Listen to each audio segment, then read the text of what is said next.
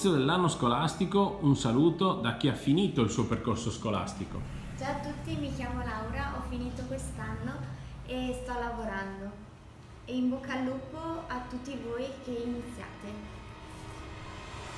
Ciao a tutti, vi aspettiamo mercoledì 13 settembre alle ore 9.